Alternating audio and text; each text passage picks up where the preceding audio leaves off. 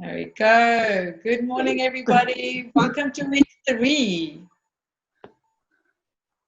Oh, I need to click that you can see the next slide. Thank you. And today we are going to be talking a little bit more about external conditions. So we started off by saying what meditation is and what it's not.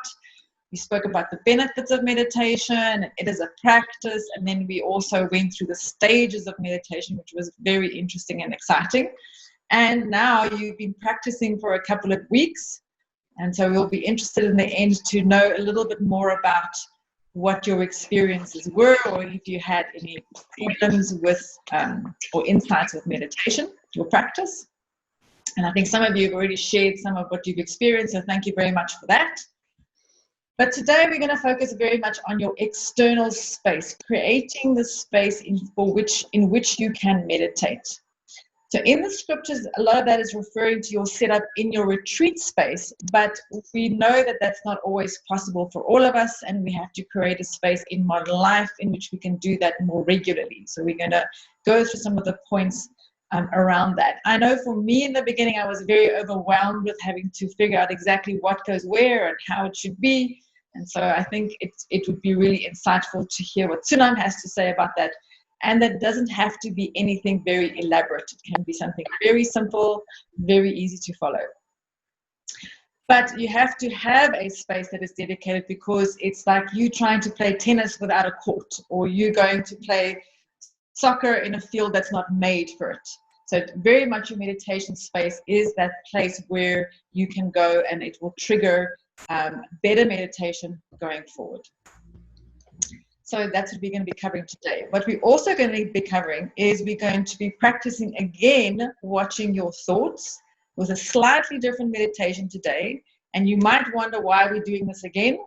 And the reason why we're doing it is because it is really, really important to get this bit right, because this is the bit that matters very, very much going forward with your meditation. So we're dedicating 2 of our classes to that, to make sure that you really have got it under the belt and you know how to do that. So we're practicing a little bit of that again today. And Sunam is going to take us through a meditation that focuses on how your mind behaves in terms of the past, present, and the future. And we're going to continue noticing what your mind does. So remember to bring that curiosity to it again. So be curious about what's happening in your mind. And so Sunam will tell us a little bit more now about preparing for this place and why these little steps of progress is so important, and what you would like to share. Yeah, that's the question to all of you. If you want to share progress you have made in the last 2 weeks.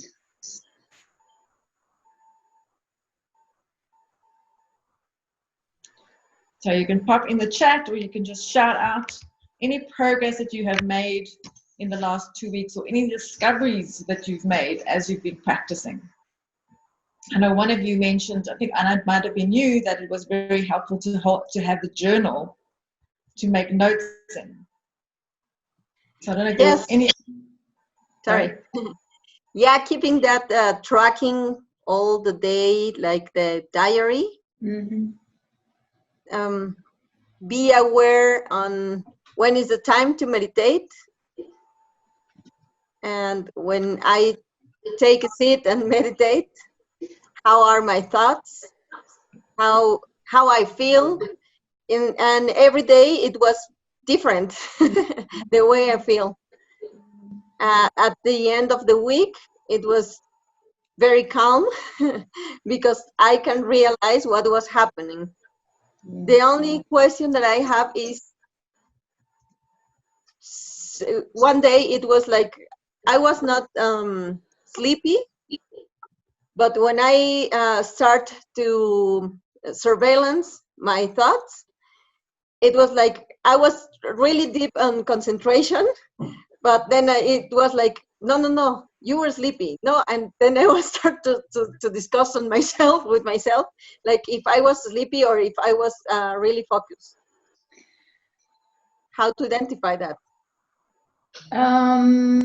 Yes, this is a good question. We also, when we go into the problems and the fixes, there is a point which is called leave it alone when it's running okay. And I think you fall into that trap that you have been very concentrated and you have been overcorrecting, which is also, I think, a very, very normal thing. So this is also when you have the feel, oh, it's going well, then let it run. Yeah. Good. Then we have in the chat.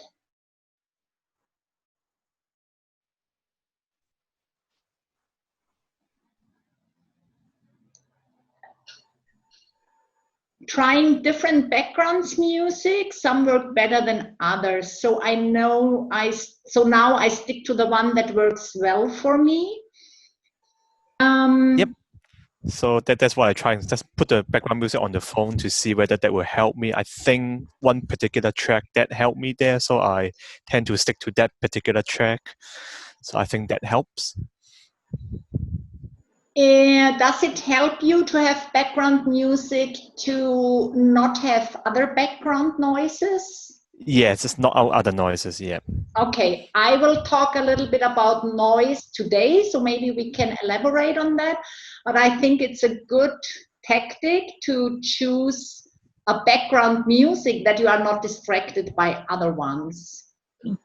It's so-called the meditation music. I'm not sure. It's not a music, but it's like more a sounds or white noise and more like that. And also I'm realizing I can now tell that I'm entering different stage. Okay, now I think I'm at the beginning. I think now I'm at the later stage. Now I'm at the right stage.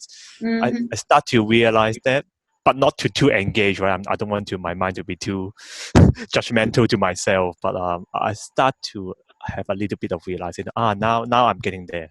Mm-hmm. Now I'm not getting there again. Yeah. I think that you pointed out there is something important. Never judge in the sense of this is good or this is bad meditation. Just observe what's happening in meditation. Yeah. Very, very important. Thank you for sharing that.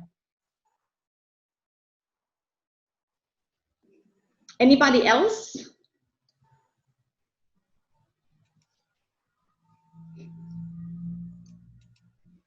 Good. Then let's start the topic for today. Prepare the place for meditation.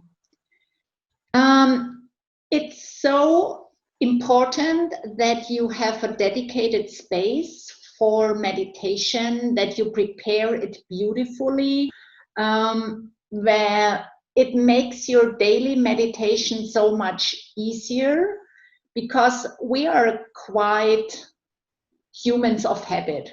If you go to bed and you are in your bed, that's the place where you sleep, then sleeping is quite easy. So if you have a dedicated space where you're meditating, it's interesting that after a few days and few weeks, when you are at that space, your mind automatically goes into, now I'm meditating, and that makes it so much easier to keep up a daily meditation practice. A lot of what we are presenting, Hanli already mentioned it, is taken out of the old scriptures, but we added a few points because the scripture mainly refer if you are in a retreat setting, like if you come to Diamond Mountain and do a retreat for 3, 10 days, or maybe even 3 years. So most of the advices out of the scriptures are for a dedicated retreat setting. That's why we added a few points which apply to your meditation space at your home. Most of the time, I think most of our minds, when we think about a meditation space, we imagine a cave and sitting there, a yogi barely naked and doing meditation. I think everybody has that in mind when they're thinking about meditators, because that is what we see in the media. But I have put there a few nice spiders. Imagine that if you're meditating in a cave, you will be disturbed by insects. You have fear that wild animals are coming in. It might not be the best temperature. Maybe you are freezing or you are sweating. And maybe it's really humid inside a cave, which is not very supportive of your health. So please cancel this idea.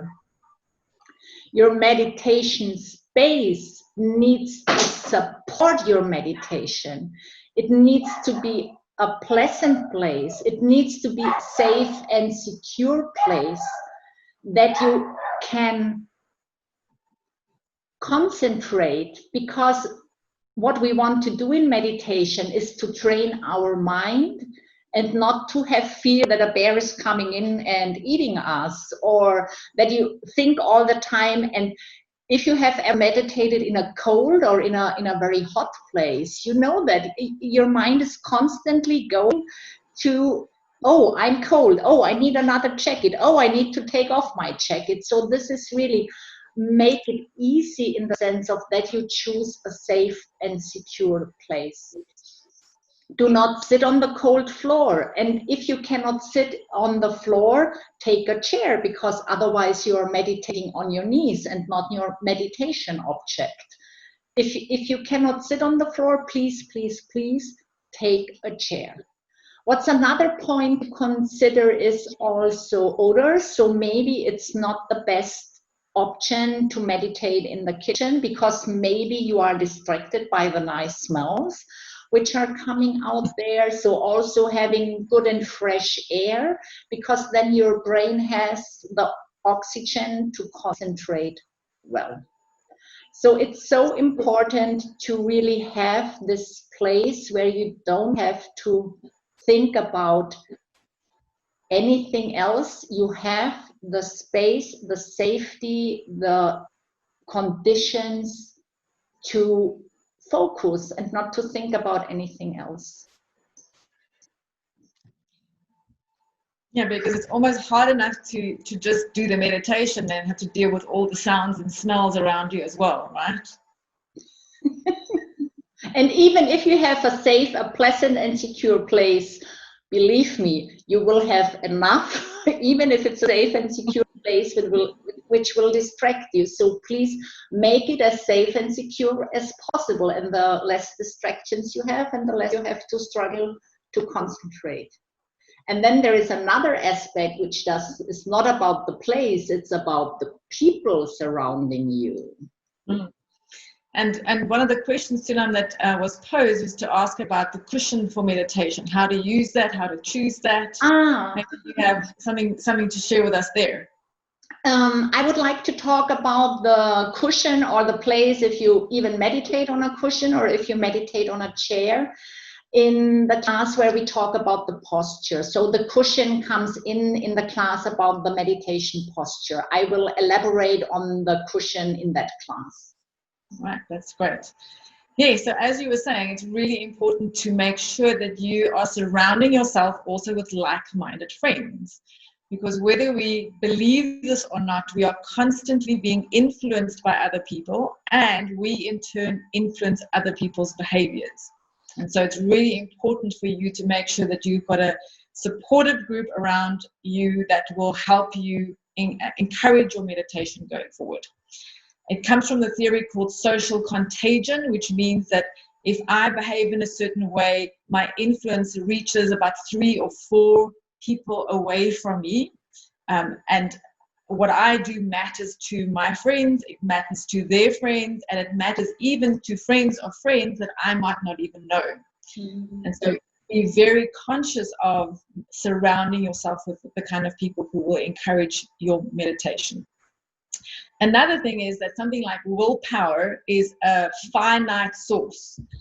There's only so much willpower that we all have, and there will always be days that you feel that you just don't want to do this today. You're either too tired, or you're too distracted, or too busy, and that's a good time to have another friend around that will share willpower with you and say, no, you committed to do this, make sure that you do your meditation. So help each other, share each other's willpower to make sure that you sit down every day and spend time on your mission.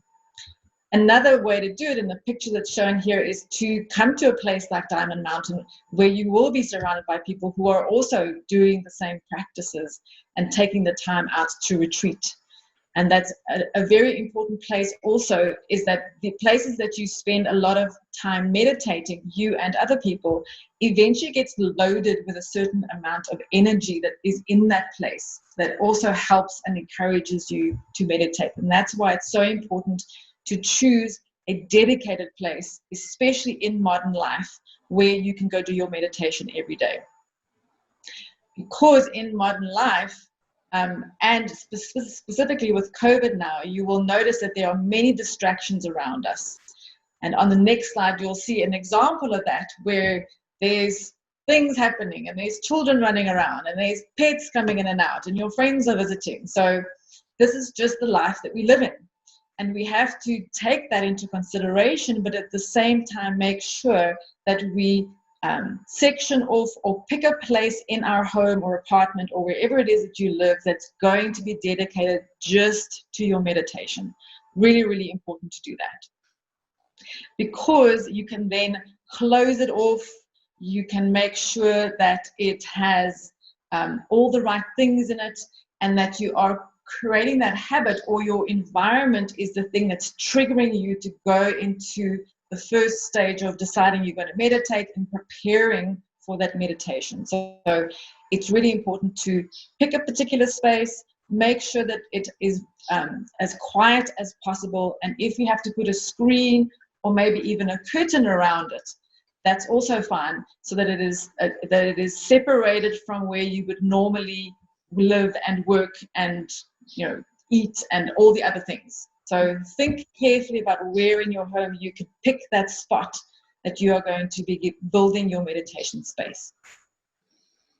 It's also important to make sure that there are as little distraction as possible, and Sunam is going to go into more what you would have to do to set up that particular space, but make it as free from distraction or patterns or anything that might take your mind away from what you're trying to do. I was once told that in the beginning, a lot of the Japanese meditators actually face a blank wall in the beginning, just to have as little visual distraction as possible, and not to be like wanting to pay attention here or pay attention there, or think about whether you vacuumed the place or not. So it's just really important for you to create that space. I would like to add here, Hanli, that also if you are living with your family, with other people, it's picking a space, area which the other persons respect, as this is your meditation place, and also extend it to your meditation time. If you have small kids, if you have living with 7, 8, 9 other people, also agree with them on a time where they commit. You can have this 15 minutes or 10 minutes without distraction and without being disturbed. So this is also part of picking the place, maybe. And I remember Venerable Kading once saying, when she lived with her husband and her 2 teenage sons, she was meditating in the basement or in the garage, because that was the only place where she could really have her space dedicated to meditation and without being disturbed. So also be creative there in picking the place, in the sense of all the requirements, it should be separated, but also in the sense of time and respected by the people you live with. Great point. Then we have some questions. I don't know if you want to answer them now. Maybe we do it later on in the Q&A session. Okay. Then I would like to go next, how to set up the place. Hanli already mentioned it should be very light, it should be no distractions, but you might want to have an altar there. It's not necessary, but an altar is very nice to sit with every day.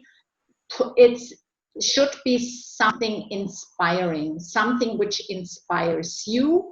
You can go very, very traditional with a Buddha statue, with the water bowls, with a stupa, with a statue, but you can also go very modern. I think you see my altar here. That's, for example, my altar. I'm quite a minimalist, so I have one small statue of Tara. I have a diamond which represents the emptiness of Buddha's mind. I normally put out most of the time a few flowers, and I have an incense burner.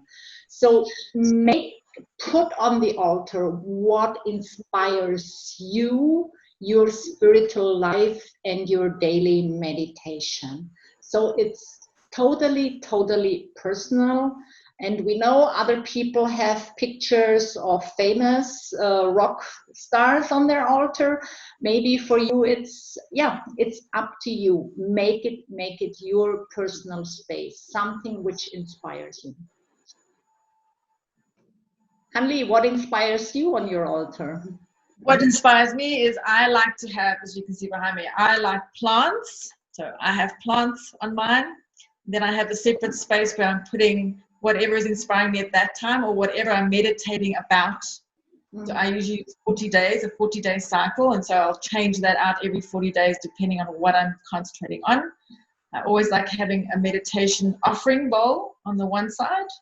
And then on the other side will be also something that might be linked. So at the moment it will be the medicine Buddha. And so I will put out some things that remind me of that. Mm-hmm. And then any teachings or scriptures or material that I have that relates to it, it's important that it remains off the floor.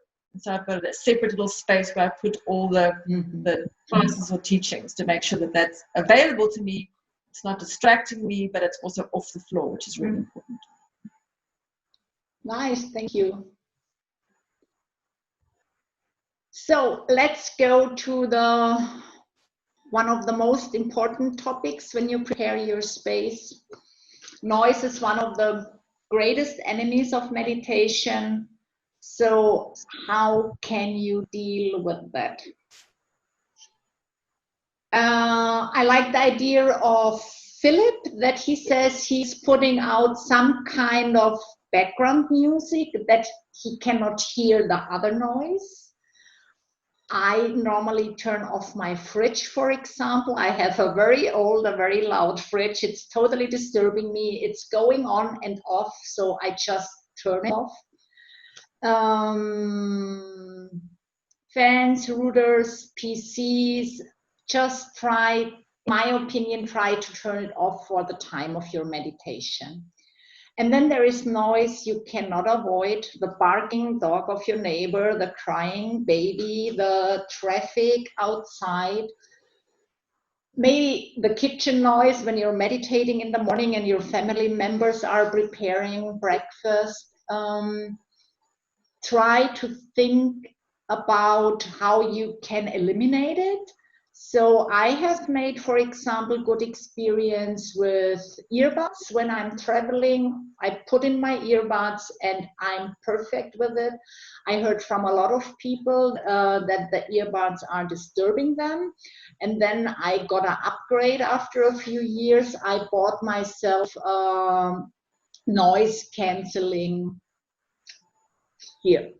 Perfect. It's not too quiet, but it eliminates nearly everything.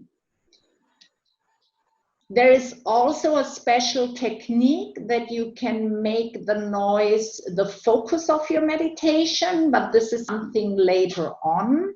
And what I can recommend for you at the moment, if there is really noise which is disturbing you, take it as a hint to remind you of your watcher. If there is noise outside, a car is passing, there is something going on in your home, just take it as a reminder. Oh, thank you for the noise. Am I on my meditation object? I also suppose that if you wanted to take a few days to have silence and you might have children or dogs, it's perhaps to have your dog stay with a friend or have someone look after the children for a couple of days if you wanted to have a silent retreat at home. But depends on the dog or the cat. When I had a cat, my cat was all the time meditating with me. She never disturbed me. I have the thing that she really noticed the change in energy and was normally quite happy to sit next to me and not disturbing me. Depends on the dog or maybe the children if you have to remove them. Good. So let's summarize. So important. Tradition from the scriptures, it's a pleasant place, it's a safe and secure place, it's a healthy environment. Very important. A place with like-minded friends, a quiet and undisturbed place. What you can also consider in your home is to reserve a place. So if you can't have a room dedicated to it where you can close the door, make sure that it's in a specific place that's dedicated to that, and that can perhaps be cordoned off. It's important to prepare that space and to connect with it every day.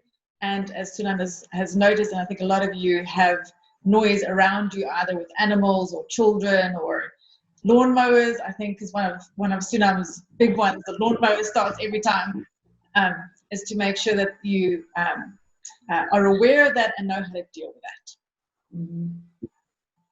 Good. Then let's go into today's meditation.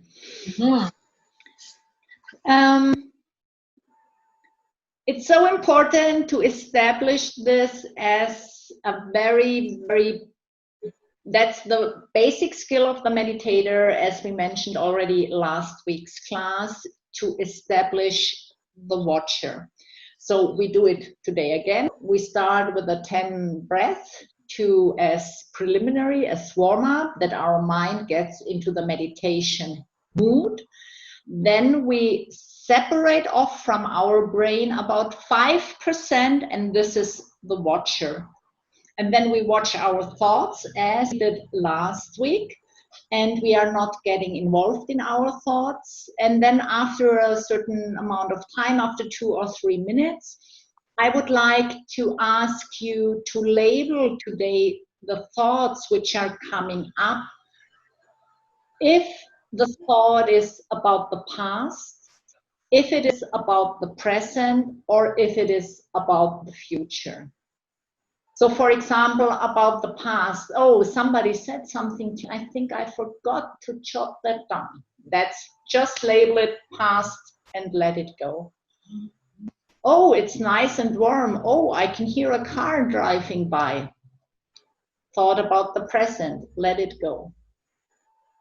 Oh, I'm not sure if I can meditate 7 days a week every morning. Thought about the future, label it, or let it go. Any questions before we start the meditation?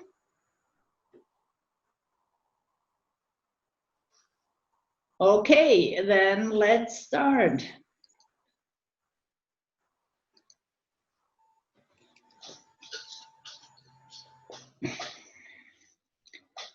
Sit upright.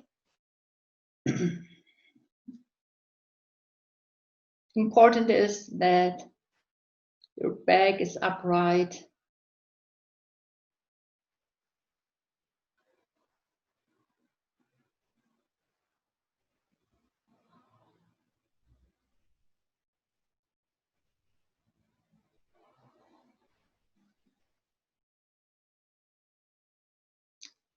And then put your concentration on the tip of your nose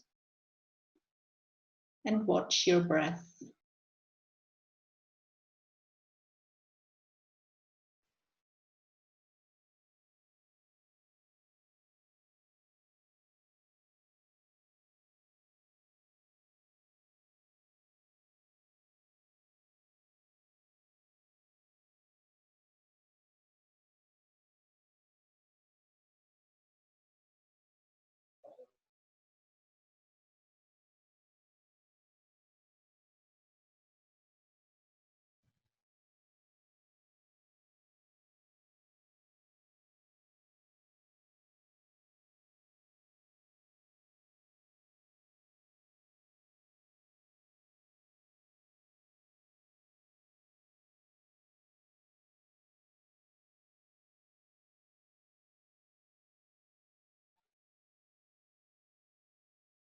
Use all your senses to watch the breath.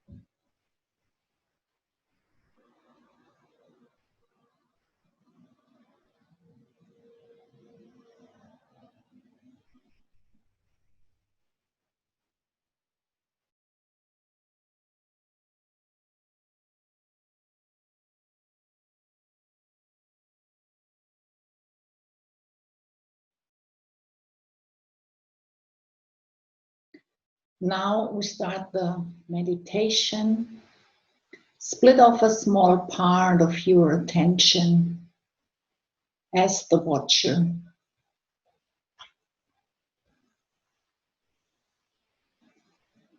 And this part is checking what your mind is thinking about.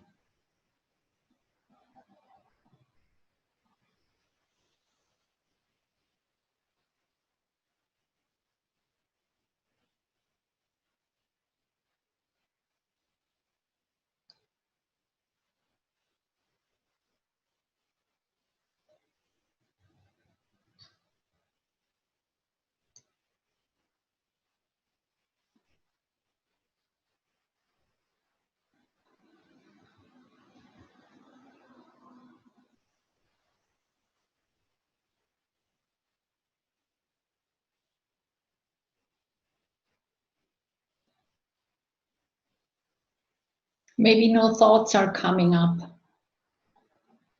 Then you are too close, or you are 100% watcher. Just step one step back from your mind. Then the thoughts will come up.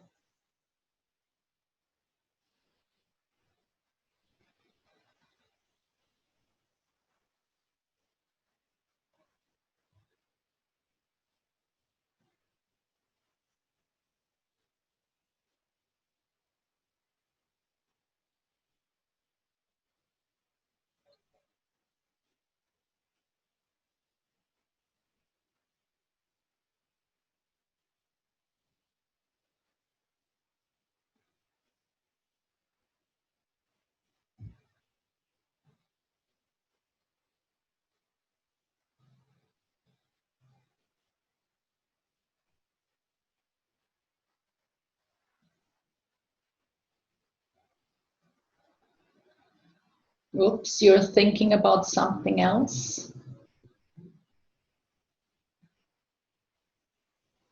Establish the watcher again. Literally put this 5% of your attention behind the telescope.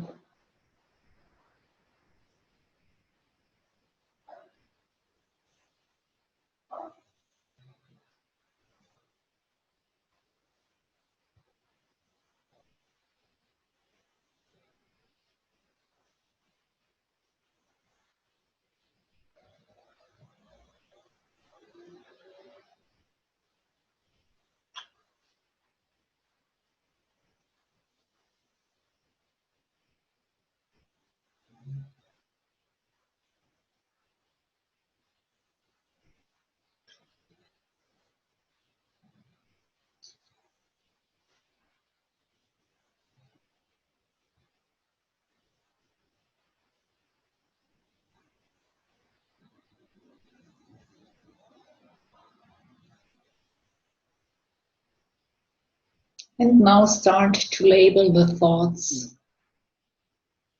Past, present, or future.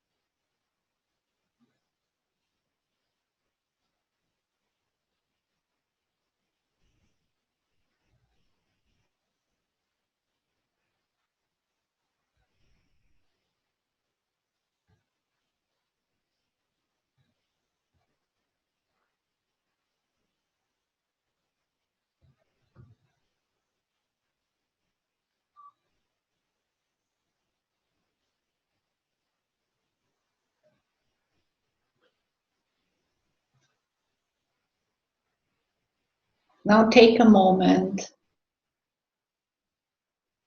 and try to decide how many of your thoughts, which kind of percentage have been thoughts of the past. How big was the percentage of the thoughts about the present?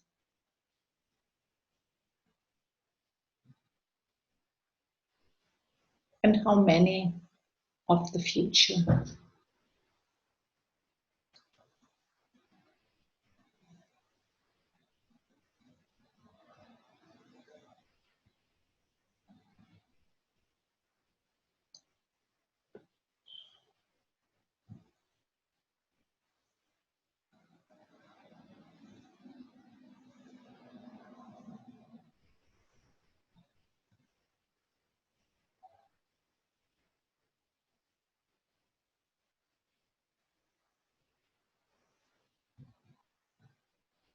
To finish the meditation, we send out the good karma created with our breath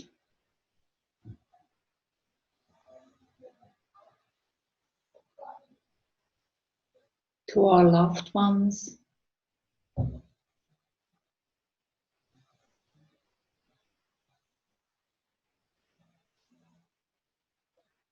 to our community,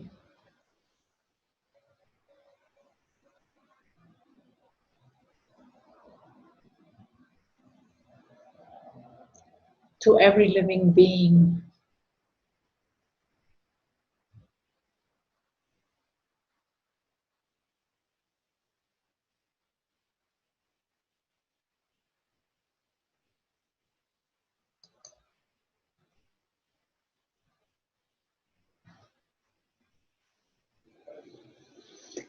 And when you're ready, you can open your eyes again, stretch a little bit.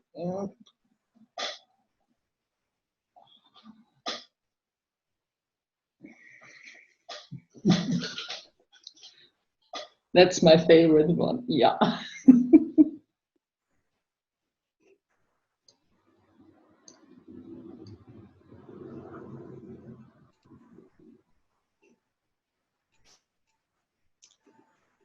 Okay, I think everyone's back in the room and back with us.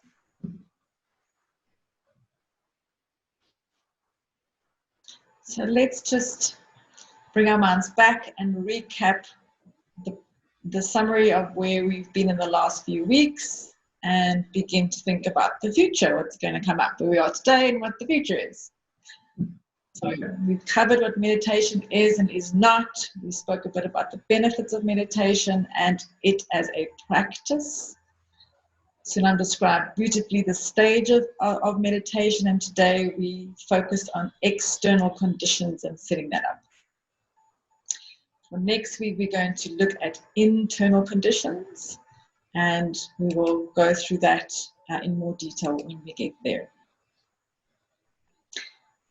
Let's also look at the meditations coming up. Sunam can share about that a little bit. Next week we started doing Tonglen, taking and giving, which is the most basic Buddhist meditation, which helps us to develop love and compassion for other people. And it's the first meditation given and might be accompanying us for our whole life. There are so many variations out there, so I'm really looking forward to do it with you. Actually, there was a question that came up around the Tonglen meditation earlier. I wonder if this is a good time just to answer that. May I know if it is necessary to focus on a certain meditation like Tonglen meditation or the Golden Rule meditation, or can we just be silent during meditation and focus on our breathing? In our tradition, we recommend that you have a meditation object in your meditation. Your mind is so soft and can be influenced so easily during meditation. So if you are only watching your breath, you are not really using the time to improve spiritually. It helps you to train your mind in the sense of concentrating, but you're not creating quite a lot of good karma with watching your breath. So if you meditate like Tonglen, that you develop your heart's compassion, or as we do then also in the preliminaries, that you concentrate on your teacher, you create a lot of incredible good karma, and you are also influencing your mind during meditation, so that in your daily life you have more love and compassion. So we use the breath to switch our mind from our daily busy life to the focused state of mind. We call it shifting the gear, shift the gears that we are now meditating. But then we highly recommend put something during that time in meditation where your brain is so easily influenceable, which helps you off the cushion, or which creates incredible karma because you're thinking about your teacher, or you're developing love and compassion with Tonglen. I'm kind of hearing that it's an and, you have to do both, but the breathing part is like the warm-up part. Yeah. Like getting ready, settling in, like you would warm up for before you do exercises or that kind of thing. Mm-hmm. Yeah. So, as homework, I would like, we're answering questions in a second. Just want to explain the homework first. So I think you already have some kind of established, maybe a meditation space at your home. If not, the homework would be really pick a meditation place at your home, which has or satisfies most of the conditions we mentioned today, as good as possible under your circumstances. If you already have meditation place, maybe go over the checklist again and think, oh, I might improve this or that.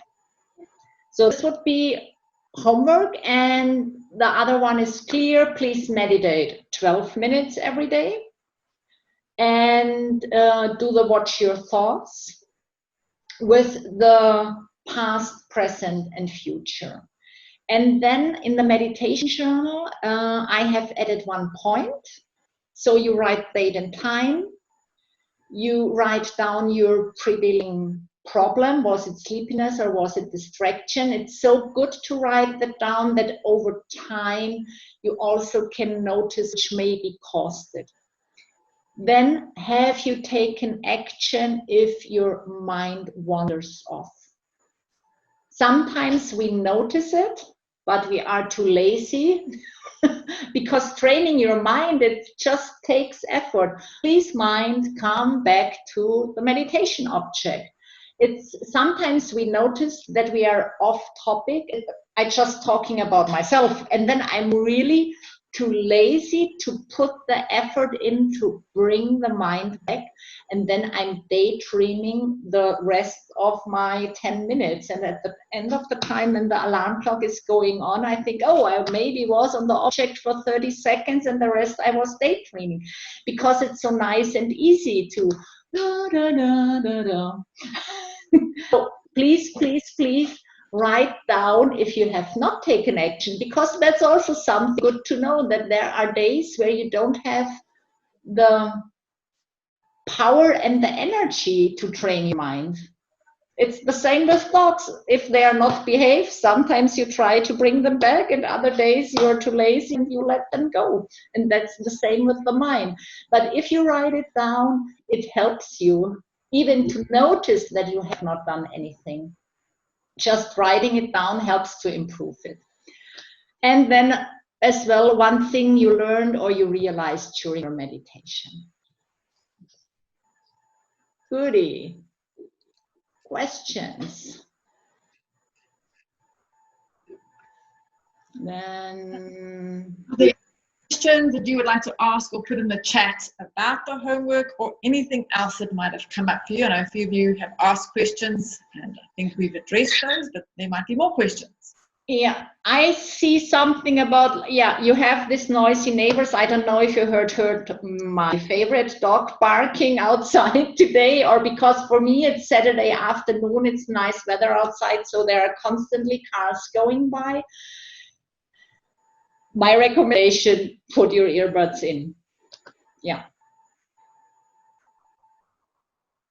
Or play background music. I'm a little bit, I'm not quite sure if in the long term the background music is a good one, but if you have then the feeling, and I think, Philip, you really said it's some kind of, you have this white noise in the background, if that helps you, perfect, do it. Find your solution. I was also asking, what about, I live alone, well, only with my dogs. But what happens if I want to have like a silence retreat for a weekend? And so I don't have like people surround me to help me with something. For 2 or 3 days, I think you really can buy enough food. That's the only thing you normally need for 3 days. And then do it every day, even if it's only half a day, you do retreat. You practice, you focus on your spiritual practice. Perfect, do it. I can only encourage it.